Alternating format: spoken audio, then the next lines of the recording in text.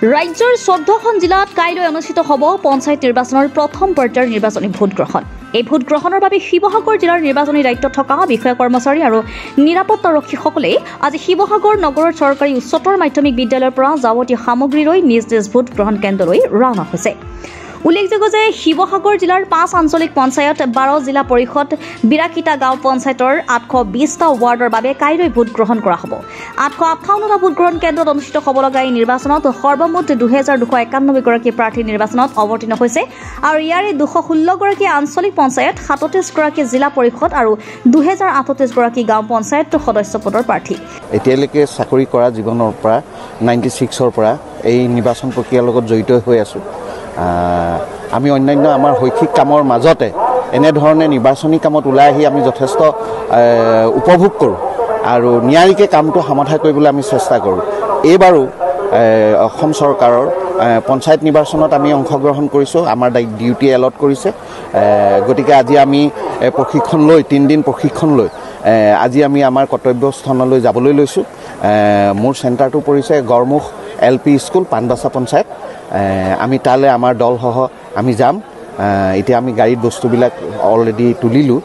ইয়াৰ পাছতে আমি তালৈ যাম আৰু আশা কৰোঁ এতিয়ালৈকে যি ধৰণে নিয়াৰিকৈ প্ৰশাসনে গোটেই কাৰ্যটো সমাপন কৰিছে, কাইলৈ দিনটো তেনেধৰণে সমাপন হ'ব বুলি আশা কৰিছোঁ আৰু সুন্দৰকৈ আমি নিৰ্বাচন প্ৰক্ৰিয়াটো সমাপন কৰি কাইলৈ আমি আকৌ বস্তুখিনি মেটেৰিয়েল চেলত জমা দি আমি যাতে যাব পাৰোঁ তাৰ কাৰণে আমি চেষ্টা কৰিছোঁ। প্ৰশিক্ষণ চৰকাৰে কেনেকুৱা আছে? আপোনালোকে যিখিনি পাবলগীয়া সেইখিনি সকলোৱে পাইছোঁ। খালি অকণমান বতৰ বেয়া আছিলে কাৰণে অকণমান অসুবিধা এটা হৈছিলে।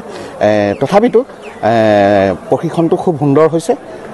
ভালদৰে আমি প্ৰশিক্ষণটো ল'লোঁ। জিলাখনৰ 5,01,151 গৰাকী ভোটাৰে এই নিৰ্বাচনত অৱতীৰ্ণ হোৱা প্ৰাৰ্থীসকলৰ ভাগ্য নিৰ্ণয় কৰিব। মুঠ ভোটাৰৰ 2,48,257 গৰাকী পুৰুষ আৰু ইয়াৰে 2,52,891 গৰাকী মহিলা, লগতে 3জন তৃতীয় লিংগৰ ভোটাৰ আছে।